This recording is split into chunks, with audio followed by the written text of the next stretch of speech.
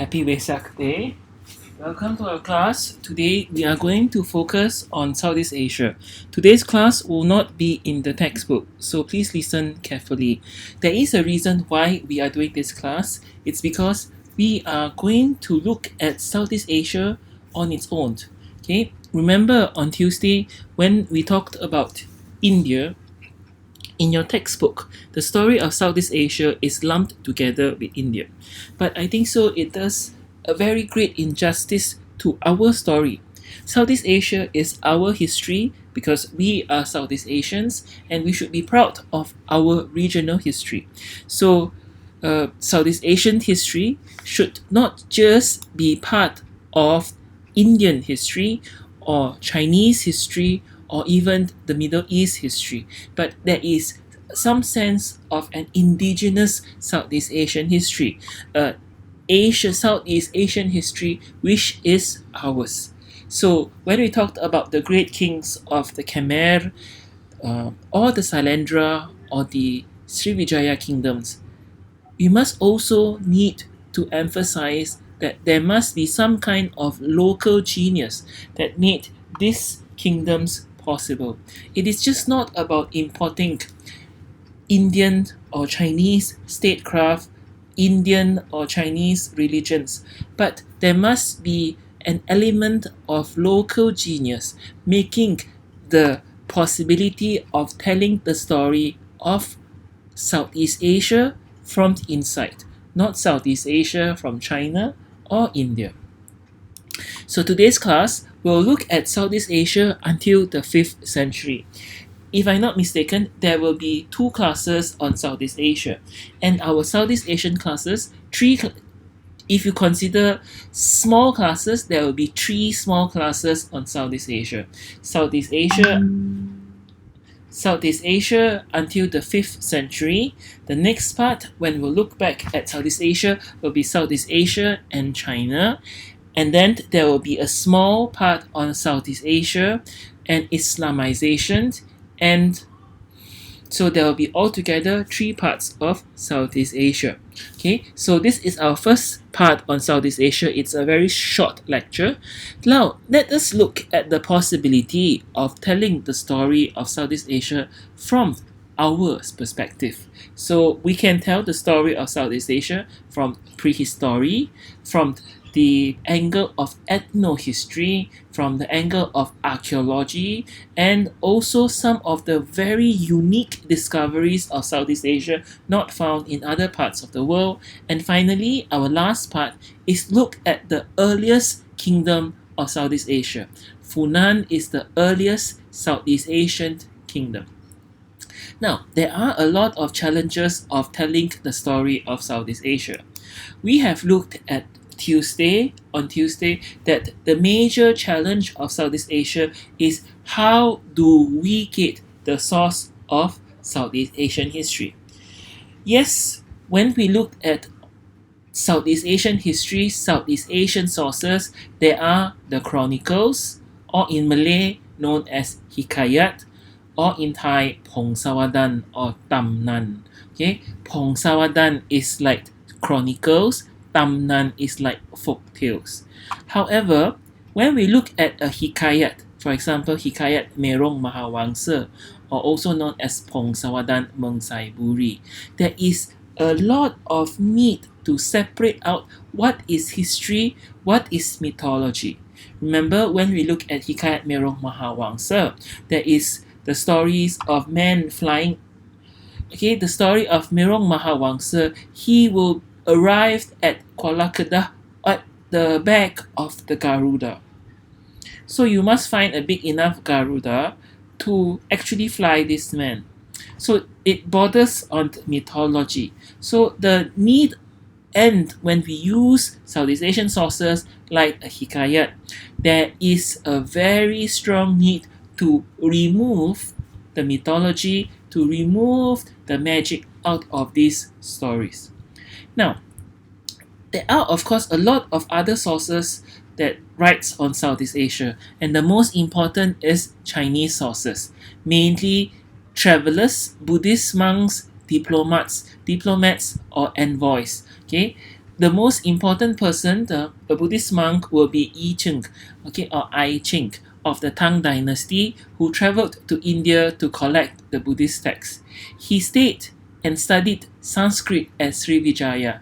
His writings on Srivijaya has been a very important part to reconstruct Srivijayan history. Similarly to Chua Ju Gua or Chao Ru Guo, okay, he was from the Song Dynasty. He wrote a description of the barbarian nations, records of the foreign people. And these are just two examples of how Chinese sources can tell the story of Southeast Asia. Lastly, through archaeological discoveries, through burial mounds, ancient settlements, and discoveries of new temples and monuments, all this can tell the story of Southeast Asia. However, even when we look at archaeological evidence, there is a very strong tendency on reliance on foreign sources, especially European sources. The most important person when it comes to Southeast Asian archaeology is Henri Monhout.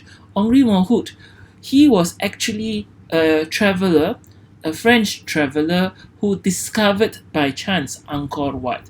And you'll be surprised to note that when Henri Monhout told to the people, the Khmers, okay, who were living in the jungle, and when they saw all these temples and monuments, when Henri asked them, where did these monuments come from? The local people answered they were made by monsters or they were made by giants. Never could they ever figured that it was their ancestors, the ancient Khmers, who built these temples of Angkor Wat, Bayon, and the likes. Okay, so even when it comes to archaeological evidence, there are tendencies to use, or it at least started off with people like Henri Monhout. So when we look at Southeast Asia before 500, not 1500, the ones in circles are the archaeological sites for 500s, or for at least looking at some of the kingdoms of Southeast Asia before the 500s. Now let's look at number one. We can tell the story of prehistory of Southeast Asia by looking at how man developed in Southeast Asia.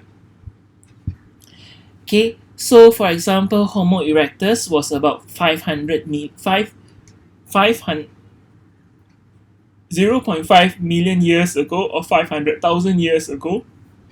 And we have the anatomically modern humans 200,000 years ago. Okay, what is important about Southeast Asia is that we have discovered Homo erectus in Southeast Asia known as the Java man. So, Dutch anthropology, Eugene Dubois discovered in Java the first Homo erectus in the banks of Solo River in East Java. So the identity and the discovery of the Java man shows to us that there is already a form of human settlement in Southeast Asia at the time of the Homo erectus. So this is perhaps one of the earliest advance and evidence that show that Southeast Asia has been settled. And it's just not at Java, but anatomically modern humans have been discovered at Tampaling in Laos. Okay, in Laos, we can see that there are skeletal evidence of early human settlements. Okay, and of course, we have seen examples of Homo sapiens in Southeast Asia, in Central Java and Northern Borneo 40,000 years ago, and until 4000 BCE, there is no such thing as the South China Sea. So before that, you can actually walk from Vietnam to the Borneo Islands. Okay, of course, by the 4000 BCE, the sea level rose and Borneo became isolated from mainland Southeast Asia. So what you can see is that through a prehistorical angle, through a prehistorical angle, whether it is Homo erectus, whether it is anatomically modern humans or Homo sapiens, there are already human settlements in Southeast Asia. So it proves to show that Southeast Asia can exist before the coming of outsiders. Now, the second part of looking, okay, why is this anatomically or early humans in Southeast Asia very important? Is because there is one thing known as Southeast Asia as the monsoon region. We in Southeast Asia, we are divided by land, but it is the seas that unite us. Transport is easier by water, but not by land. Remember our class on the Greece, we said that in the Malay Peninsula, the settlements are coastals. So it means that they could move around the coastal areas rather than trek from Kedah to Kelantan, but it's easier to go from Kedah to Perak via the coastal areas. Okay, there is one big important gap in dividing Southeast Asia. When we talked about Southeast Asia, especially through an anthropological sense, there is a division of Southeast Asia, which is roughly known as the Wallace Line. The Wallace Line divides Southeast Asia from the Southeast Asia that we know. Okay, this is the Southeast Asia that we know. The other side of Southeast Asia is more of Polynesia and Micronesia. The fauna and flora in this part of Southeast Asia is very much more closer to Polynesia and Micronesia than to Southeast Asia. Now, let's watch this short, indivisible line of divide of Southeast Asia. Between two groups of islands in the Indian Ocean, there's a seemingly invisible line splitting up two totally different animal populations. It became known as the Wallace Line after the scientist who found it, and it took 3 branches of science to figure out why it exists. A lot of the time, plant and animal communities will gradually change as you travel across continents or climates. But other times, you'll see a distinct border separating where species live. That border can sometimes be caused by obvious things like mountains or rivers, but there's no obvious feature along the Wallace Line. The study of how species are distributed around the world and why they live where they do is called biogeography. It's mainly a branch of biology, since how animals evolved and how good they are at moving around play a big role in where they ended up. But other scientific disciplines like geology and climatology are important too, and biogeographers use all these factors to divide the Earth into regions based on their plant and animal communities. Today, the study of biogeography encompasses the whole globe, but it got its beginning when a naturalist in the 1800s noticed an odd quirk in the flora and fauna of the Indian Ocean. That naturalist was Alfred Russel Wallace, the father of biogeography, who's also famous for being the co-discoverer of natural selection, along with some other guy named Charles Darwin. Wallace traveled throughout the Amazon and Southeast Asia from the 1840s to 60s, searching for evidence of evolution, and he found plenty of it. One of the things he noticed was that features like rivers and mountain ranges often had different animals living on either side of them, even if the climate was similar on both sides. That's because those kinds of physical barriers are one way new species can form. One population gets split in two, and each one adapts to its new circumstances. But Wallace also found something a little weirder. A sharp, invisible line dividing the species on islands in and near Indonesia. On one side of the line, islands had animals more like those in Asia, but the other side had animals more like Australia's. The two continents are connected by a string of islands, but most of them are less than 160 kilometers apart. So you'd think there would be a gradual change from Asian fauna, like tigers and elephants, to Australian, like kangaroos and platypuses, as you hop from one island to the next. Nope. Instead, there's an abrupt switch that happens just east of the island Borneo. And it's not like there's a bunch of mountains in the way either, or anything else that he could see at the time. The change just kind of happens. Wallace's idea about where the line was and how it formed were more or less correct, even though he knew way less about the region's geology than we do now. That's why we still call it the Wallace Line. He noticed that, for the most part, the water separating all of these islands was pretty shallow, but the water between the Asian and Australian-like islands was much deeper. Scientists already knew that the ice ages were a thing, so Wallace knew the sea levels would have gone down when all of that water froze into glaciers. He proposed that during the ice ages, the islands in the shallower water would have found themselves high and dry, connected to each other and their respective mainlands. But the deeper water between the two groups of islands would have still been there, so it kept the two ecosystems separated, except for animals that could swim or fly. Today's scientists still think that that's pretty much what happened. Nice job, Wallace. But now we also know why the water is deeper in that spot. It's where two tectonic plates, or huge layers of the Earth's crust, come together. The details of plate tectonics weren't worked out until long after Wallace's death, but his observations got the ball rolling. We now know that tectonic plates act as species boundaries in other parts of the world too, and that's helped explain a lot of mysteries.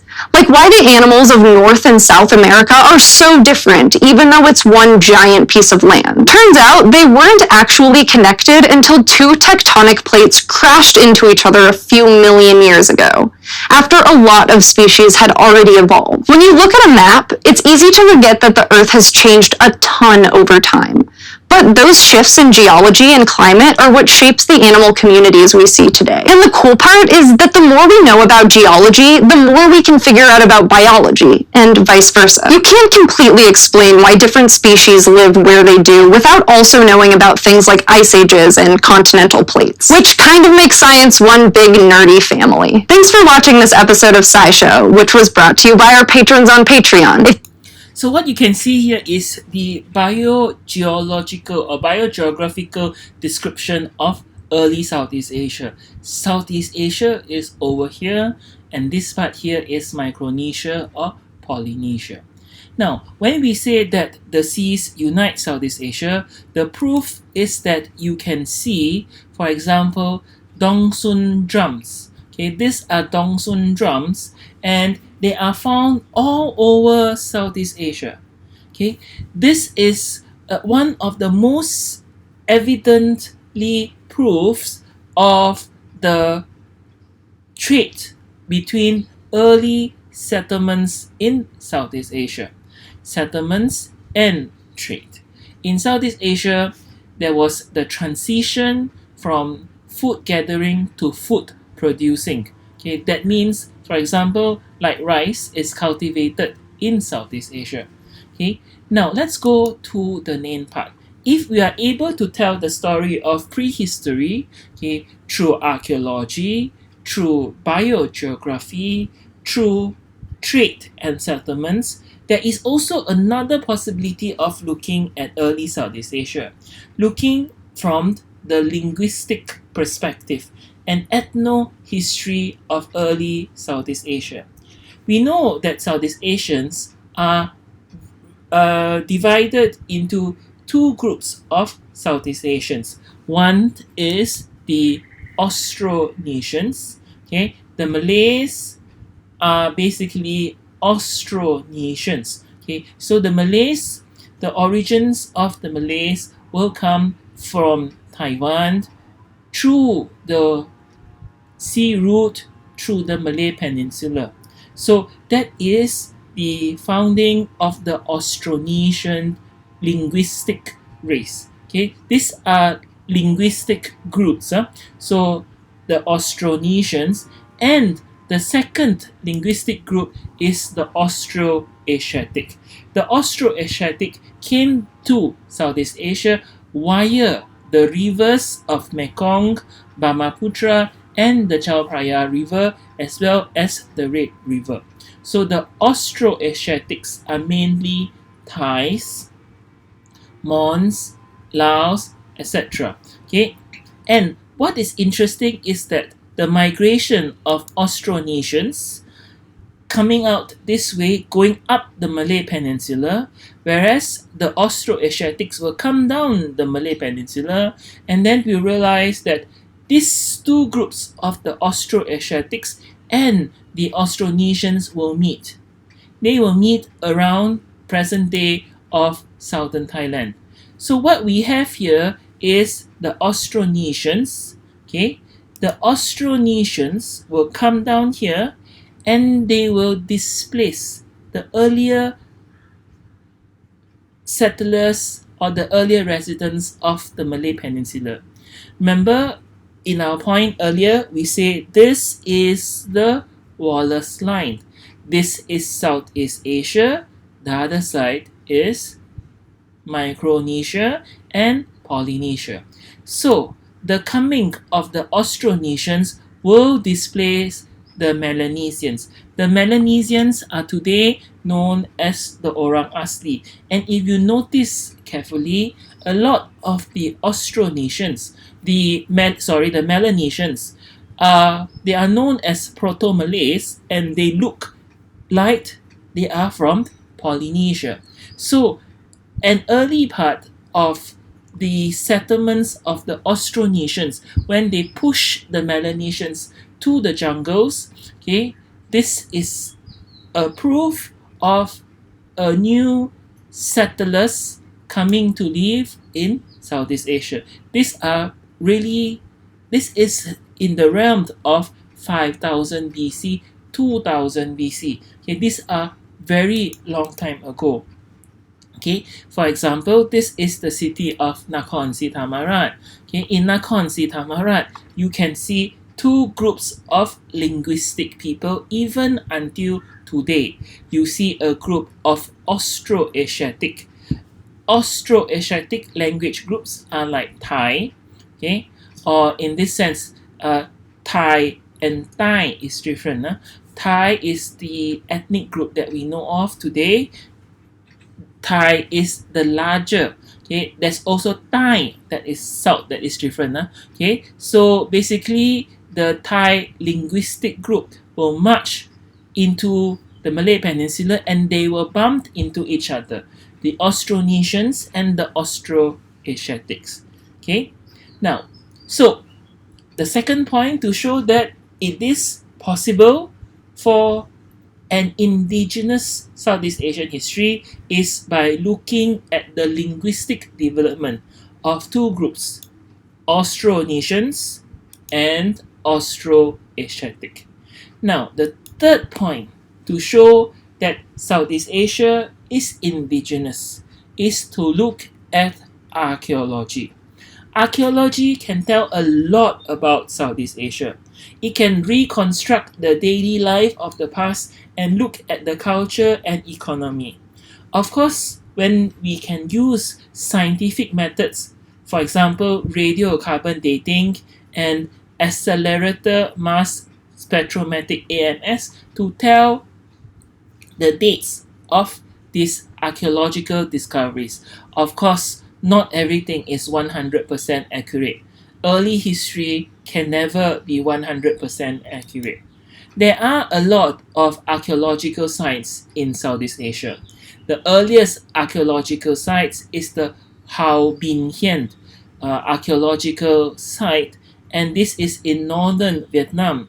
They have found flake cobbles, and similar Hao Bin Hien culture and cultural sites have been found in Terengganu, Sumatra, Thailand, Laos, Myanmar, and Cambodia.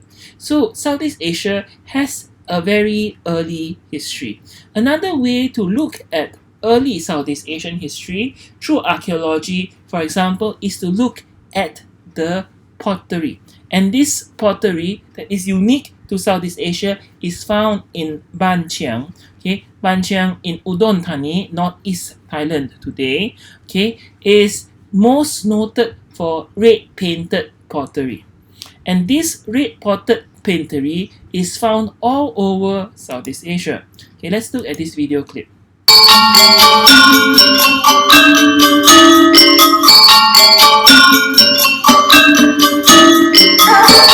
This nowadays community is a community that immigrated from Laos, Chiang Quang, Laos country 200 years ago. We are speaking about the modern surface land here.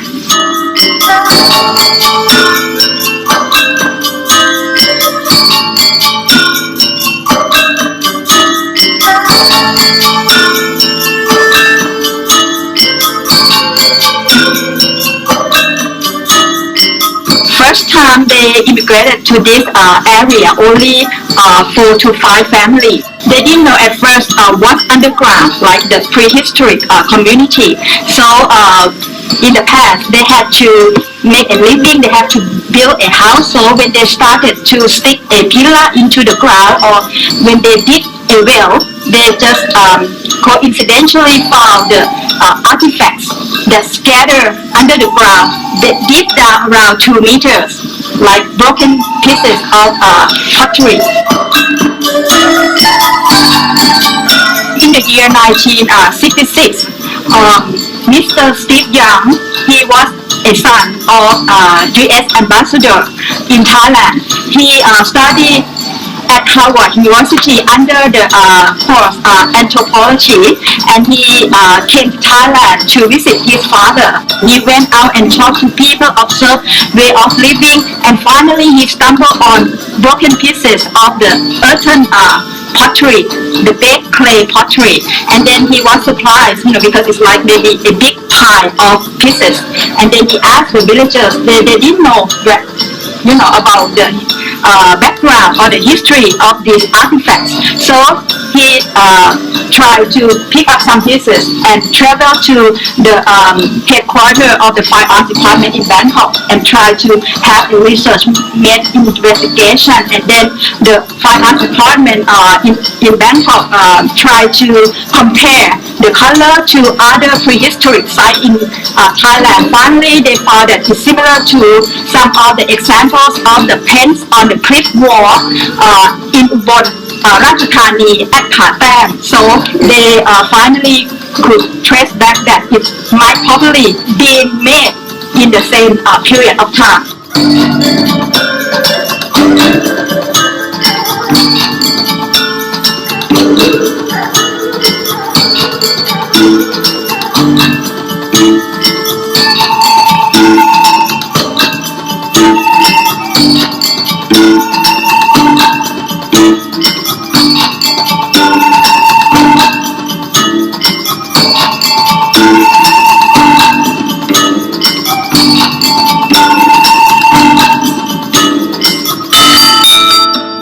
If you're planning a trip to Thailand, be sure to head over to... So our point here is that archaeology can share and show us an example of early Southeast Asia. And the early Southeast Asia that we have seen through 3 points. Okay, our first point is prehistory, our second point is ethnohistory, and our third point is archaeology.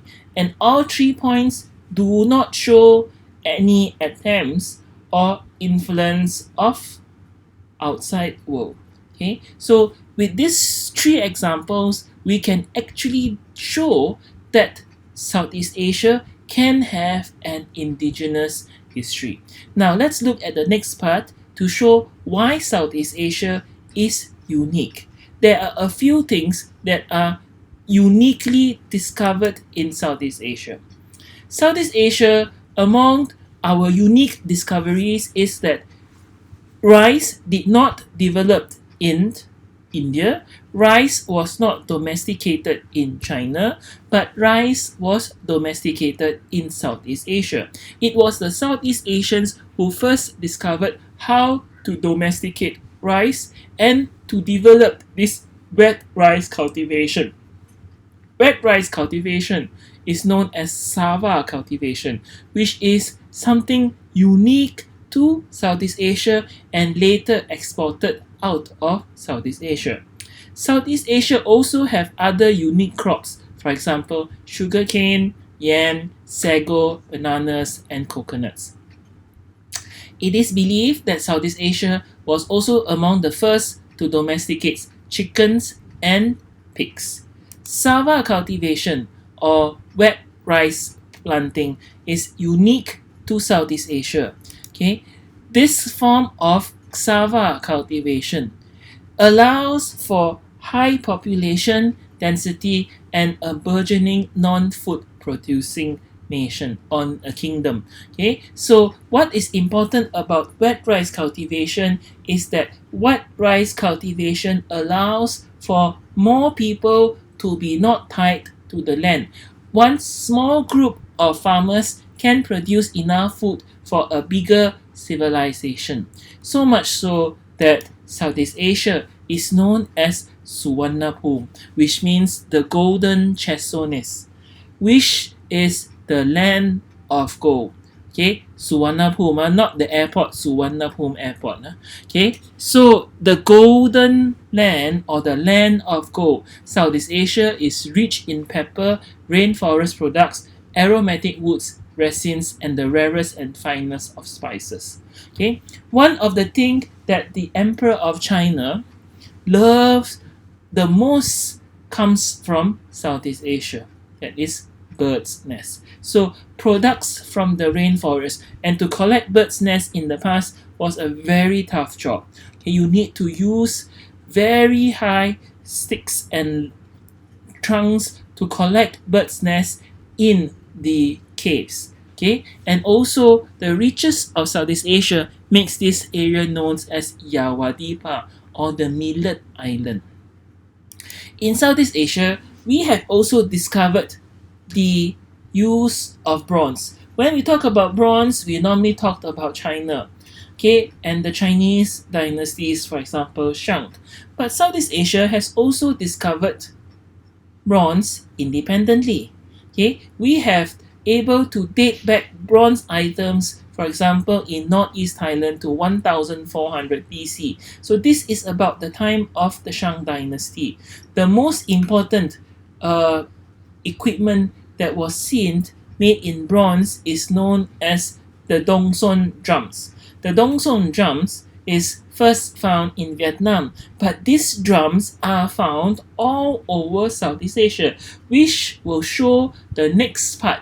The Dongson drums, it's actually earlier this year when they had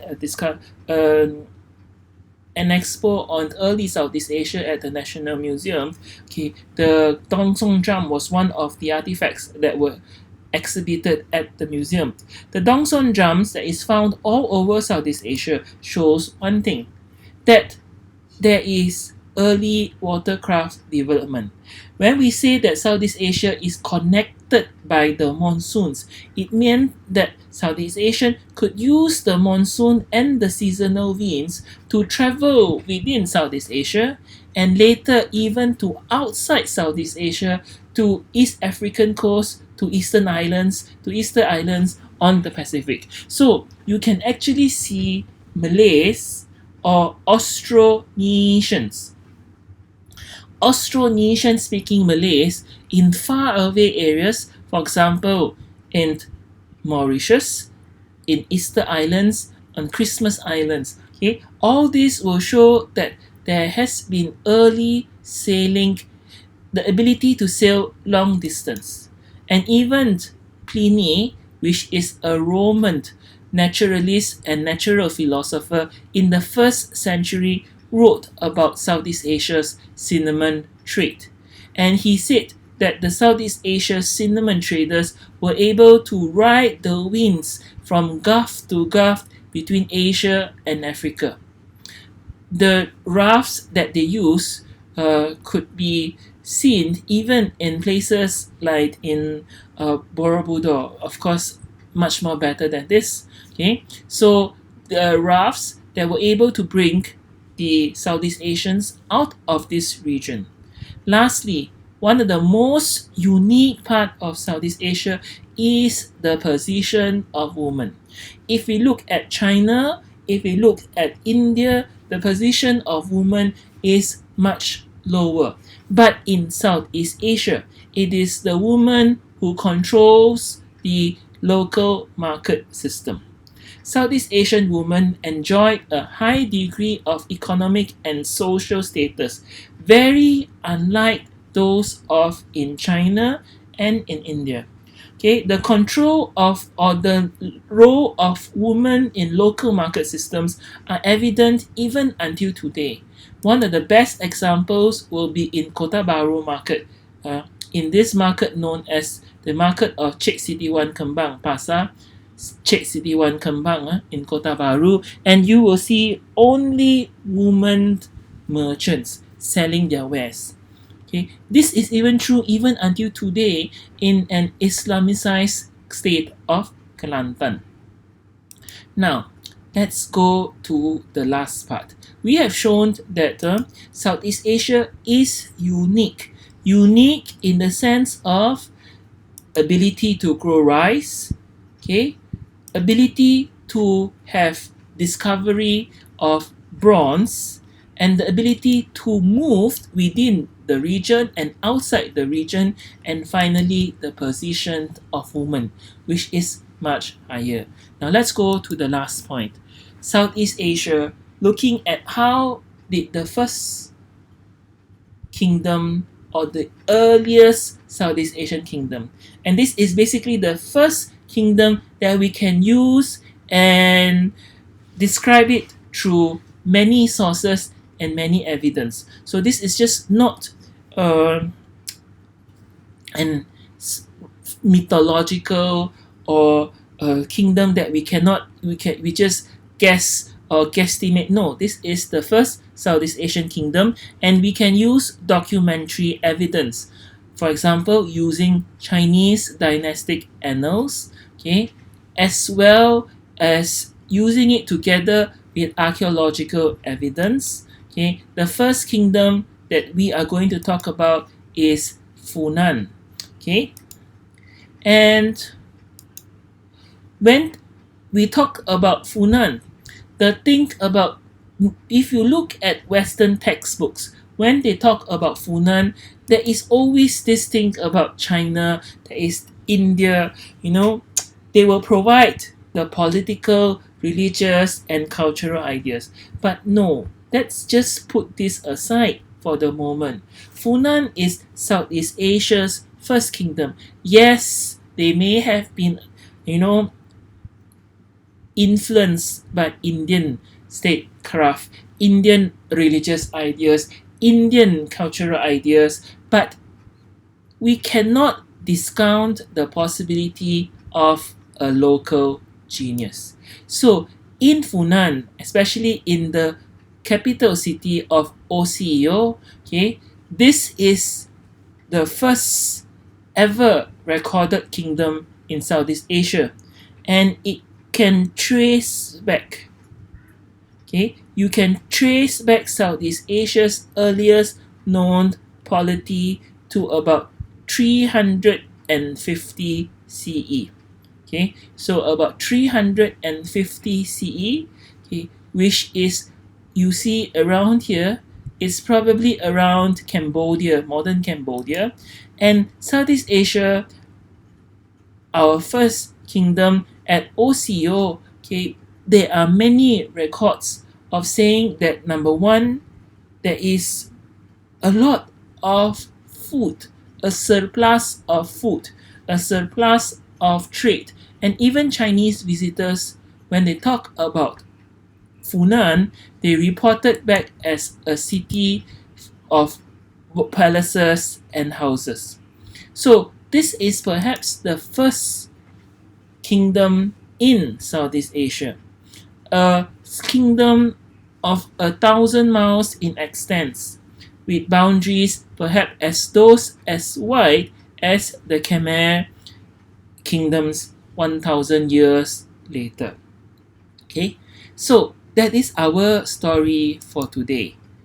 Now, we have to think about Southeast Asia for ourselves, because Southeast Asia is very important. It is our history.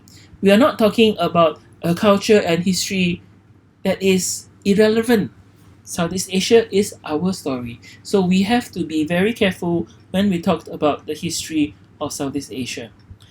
Do not get influenced by textbook writers who tell you about outside influence in Southeast Asia. If there are outside influence, whether it is Indian, whether it is Indian, whether it is Islamic, it is thin, easily flaking places over strong indigenous values. It is the resilience and the strength of indigenous beliefs and traditions, despite centuries of borrowings and change. Now, before we end our class, let's just share this. Southeast Asian history is unique. It is like the layer cakes. Okay, you see here there are a variety of layer cakes. This is the Peranakan or the Nyonya layer cake, the kueh lapis, or this is the Bengawan Solo or the Indonesian layer cake, and this is the Sarawakian layer cake. What we can see from the layer cake is that it is almost like the history of Southeast Asia. Okay, you have an indigenous history, but that doesn't mean that a layer of Indian culture can come and put on top the cake. Then later you have a Chinese layer that come and put on top the cake. And then you have the Islamic part of Southeast Asia, and then followed by the colonial, and then finally the independence. So a history of Southeast Asia is like all these layers and layers and layers of cakes. What you notice about this layer cake, for example, you have red, green, pink. Do you notice it is not mixed up into one single color? So that is the story. They coexist, but they do not necessarily coalesce. Okay, so that is our story of Southeast Asia. We will look back at Southeast Asia maybe next week when we look at China. China also has its role in developing the history of Southeast Asia. So that's for today. Thank you very much. Again, happy Vesak Day, and see you guys on Tuesday. I will release the questions for quiz 2 on times about this time as well. Thank you very much. Have a nice day.